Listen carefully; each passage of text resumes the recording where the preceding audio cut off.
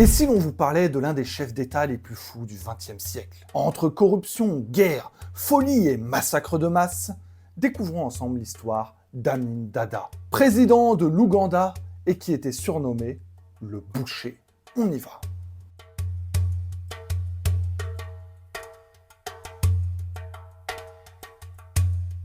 Avant de commencer, on n'oublie pas les bases, on s'abonne à la chaîne, on like la vidéo, et nous, on vous remercie.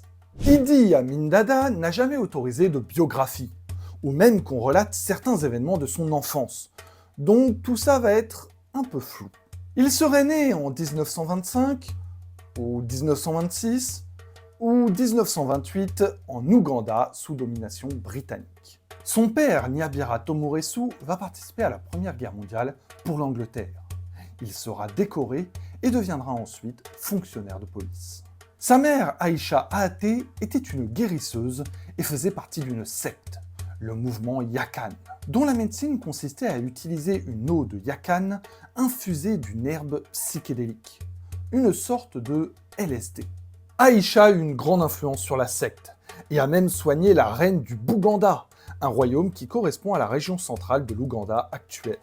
Cet événement fit naître des rumeurs d'une relation entre Aïcha et le roi du Bouganda.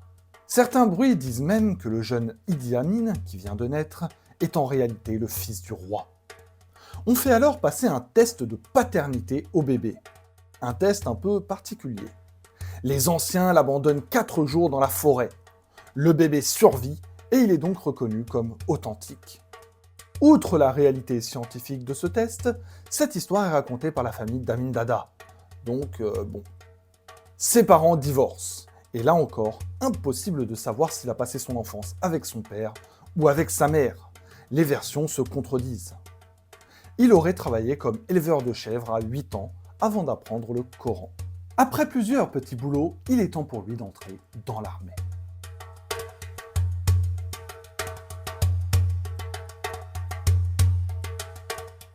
Amin Dada rejoint les King African Rifles en 1946.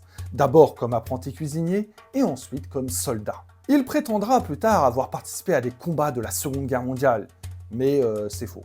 Il intègre le bataillon d'infanterie et participe à des combats dans la colonie kenyane contre les rebelles somaliens, où il devient un expert du tranchage de pénis. En 1953, il est promu caporal, puis sergent. C'est en 1961 qu'il sera nommé lieutenant, devenant l'un des 2 premiers Ougandais à obtenir ce grade. Son comportement et ses stratégies le font bien voir de tout le monde, supérieur comme subordonné. Il va être temps de monter en puissance.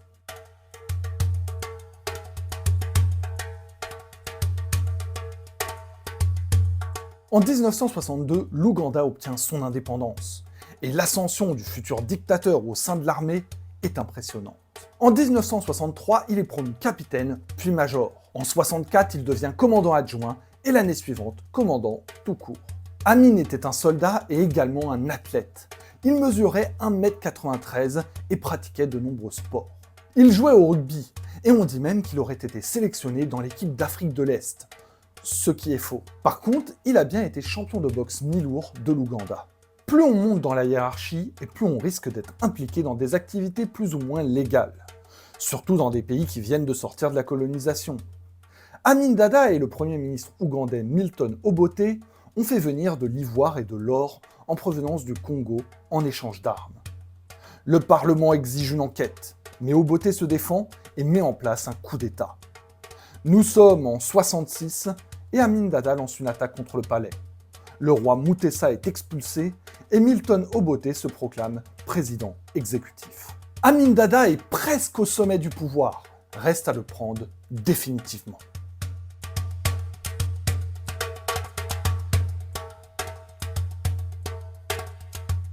Vous vous en doutez sûrement, mais cet accord entre Amin Dada et le président Obote ne pouvait pas durer bien longtemps. Obote est méfiant. Il trouve qu'Amin Dada a trop de pouvoir au sein de l'armée, et il lui prend son poste de commandant en chef, le reléguant au rang de subalterne. Mais une fois qu'on commence, il faut aller jusqu'au bout, et surtout se préparer à la contre-attaque. Obote prévoit de faire arrêter son rival pour détournement de fonds militaires. Amin Dada réagit et s'empare du pouvoir grâce à un coup d'État, bien aidé par certains agents israéliens. Le 25 janvier 1971, alors qu'Obote est à Singapour pour un sommet du Commonwealth, les troupes d'Amin Dada bouclent l'aéroport et envahissent la capitale, Kampala. Les militaires prennent le pouvoir, libèrent les prisonniers politiques et Amin Dada promet d'organiser des élections.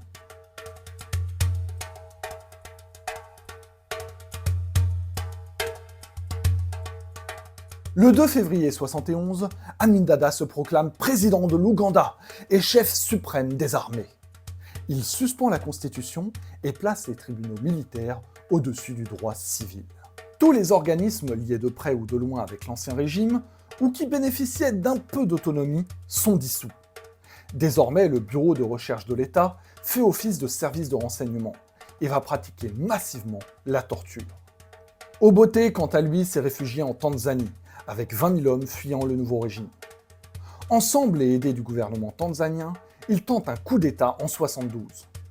Mais il n'y a pas de soulèvement populaire, et lorsque l'Ouganda se décide à attaquer la Tanzanie, les deux parties décident de calmer le jeu. Pour l'instant, tout du moins. S'ensuit fort logiquement une purge qui dégénère en massacre ethnique. 5 000 soldats et 10 000 civils des ethnies Longo et Acholi sont tués au début de l'année 72. Ils étaient soupçonnés d'être des partisans d'Obote et de soutenir le coup d'État. Au total, ce sera entre 300 000 et 500 000 personnes qui seront massacrées en raison de leur ethnie. L'un de ses ministres, Henry Kiemba, dira des années plus tard que la tribu Kakwa, dont provenait Amin Dada, pratiquait des sacrifices rituels. Le dictateur lui-même se serait vanté d'avoir goûté le sang et la chair de ses ennemis. On reparlera de la personnalité du bonhomme, et croyez-moi, il y a des choses à dire. La grande majorité de son état-major et de ses ministres appartiennent à la tribu Kakwa, ce qui explique pourquoi Amin Dada a pu échapper à 8 tentatives de coup d'État. En août 1972, il s'en prend cette fois à la minorité indienne. 80 000 personnes qui étaient venues faire fortune à l'époque où l'Ouganda était encore une colonie anglaise. Et une partie d'entre eux avaient bien réussi leur coup, en créant de nombreuses entreprises. En quelques semaines, 60 000 Indiens sont expulsés et leurs entreprises expropriées. Amin Dada place ses partisans à la tête des sociétés, sauf qu'elles seront tellement mal gérées qu'une grande partie d'entre elles feront faillite. Les Indiens représentaient 90% des recettes fiscales du pays. Après leur départ forcé, l'économie ougandaise s'effondre. Entre deux nettoyages ethniques, Amin Dada se fait proclamer président à vie en 1976. Et le monde, les autres pays, qu'est-ce qu'ils en pensent de tout ça? Au départ, Amin Dada a bénéficié de l'aide de certains pays occidentaux, comme l'Angleterre, l'Allemagne ou Israël. Il recevra même un soutien militaire de la part de ces États. Sauf qu'en 1972, Amin se rapproche de Kadhafi, le président libyen, et commence à dénoncer le sionisme. Il fait expulser tous les juifs de son pays, et forcément l'État israélien ne le soutient plus. C'est finalement la Russie qui va devenir le grand allié de l'Ouganda, en lui fournissant une bonne partie de son armement. En 1974, sans que personne ne lui ait rien demandé, il se propose comme médiateur du conflit nord-irlandais entre catholiques et protestants. Mais personne ne tient compte de son avis. Il faut dire que le monsieur s'embrouille avec tout le monde. En juin 1976, un groupe de terroristes palestiniens détourne un avion partant de Tel Aviv pour aller à Paris. Amin Dada autorise les pirates à atterrir à l'aéroport d'Entebbe. Une grande partie des otages non juifs sont libérés et près de 100 personnes sont encore pris en otage. Israël mène alors l'opération de sauvetage Thunderbolt. 45 soldats ougandais trouveront la mort et 3 otages également. Pour se venger, l'Ouganda assassinera Dora Bloch, une Anglaise juive de 85 ans qui se trouvait à l'hôpital de Kampala. Les relations avec l'Angleterre sont désormais au point mort, et comme le Kenya soutient diplomatiquement le Royaume-Uni, Amin Dada ordonne le massacre de centaines de Kenyans. Les tensions avec le Kenya ne feront que s'aggraver, et on sera à plusieurs reprises au bord de la guerre.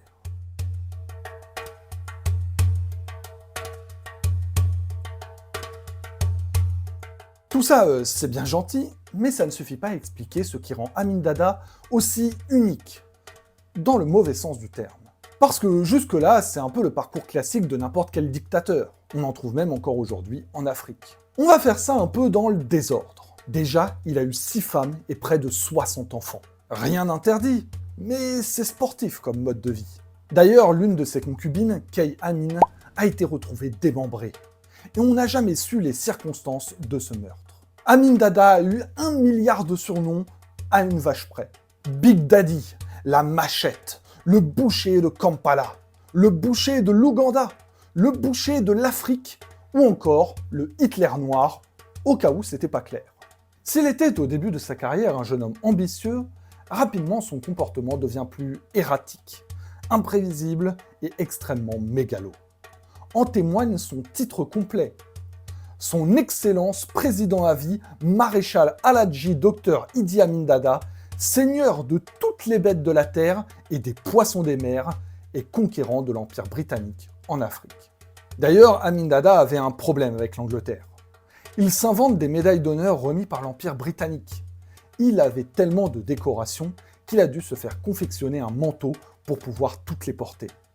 On y retrouve même la médaille des moniteurs de ski suisses. Il est fasciné par la reine Elisabeth II, à laquelle il envoie de nombreux courriers, mais vraiment beaucoup trop. C'est du harcèlement et c'est devenu un running gag dans la diplomatie anglaise. Il lui propose de se marier, d'aller en Ouganda rencontrer un vrai homme, et s'organise lui-même des séjours diplomatiques en Angleterre. Il se proclamera même le dernier roi d'Écosse. Tout ça, c'est bien marrant, mais Amin Dada était également connu pour sa folie meurtrière et sa grande cruauté. Il se vantait de pratiques cannibales et gardait la tête de ses ennemis au congélateur, en précisant que la chair humaine avait un goût un peu trop salé à son goût. Il ne fallait pas bon être prisonnier sous le règne du boucher d'Ouganda. Pour les exécutions, on laisse libre cours à son imaginaire. Bâtons de dynamite jetés dans les cellules, écrasés par des chars de l'armée, jetés dans les turbines des barrages hydroélectriques ou encore livrés aux crocodiles domestiques du dictateur. Pour les exécutions par balles, les victimes devaient porter des vêtements blancs pour que le sang soit plus visible. Les coups de colère, on en parle rapidement. Un soir, Amin joue aux échecs dans un bar et il est insulté par un mendiant estropié. Vexé, il ordonne la mise à mort de tous les estropiés de la capitale. Mais à force de coups de folie, Big Daddy se fait beaucoup d'ennemis, même parmi ses partisans. Et dans un pays instable, ce n'est pas bon signe.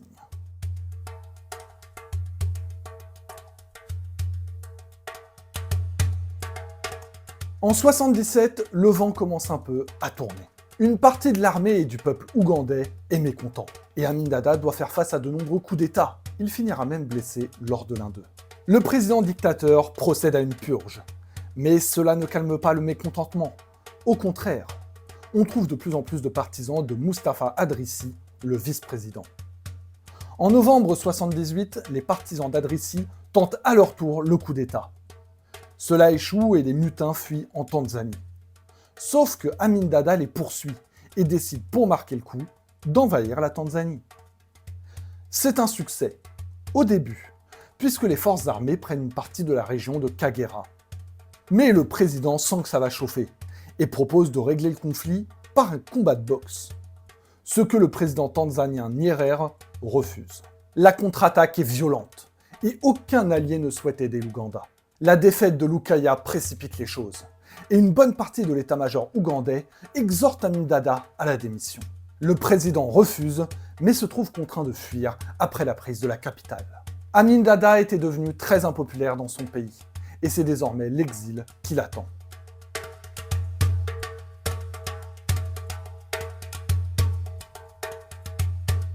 C'est d'abord en Libye, puis en Arabie Saoudite qu'il trouve refuge.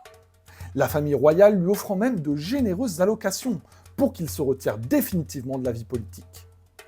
Mais en janvier 89, Amin Dada ne tient plus en place et part pour le Zaïre avec l'un de ses fils. Le but était de reconstruire une force armée et de reprendre l'Ouganda. Il se fait reconnaître aussitôt arrivé à l'aéroport et s'ensuit des complications diplomatiques car personne ne veut le reprendre. L'Arabie Saoudite ne souhaite pas qu'il revienne, le Zaïre ne veut pas le garder. Il est envoyé au Sénégal, mais revient au Zaïre, avant que finalement les Saoudiens acceptent son retour. Durant les dernières années de sa vie, Amin Dada adopte un régime frugivore, en consommant pas moins de 30 oranges par jour pour booster sa virilité. C'est le 19 juillet 2003 que l'un des pires dictateurs africains quitta ce monde d'une insuffisance rénale. Quelque temps avant son décès, il déclarait « Je n'ai pas de remords, juste de la nostalgie ». L'Afrique a eu son lot de dictateurs ou de présidents à vie, mais Amin Dada est probablement le pire, le plus célèbre en tout cas. Il y a bien d'autres dictateurs dont on pourrait parler sur la chaîne, et si ça vous intéresse, dites-le nous en commentaire. En attendant, si vous avez apprécié cette vidéo, vous pouvez vous abonner, liker, activer la cloche pour recevoir toutes les notifications. Vous pouvez également nous rejoindre sur nos réseaux Instagram et TikTok, dont les liens sont dans la description. Nous, on se retrouve bientôt pour une nouvelle histoire. Et à la prochaine.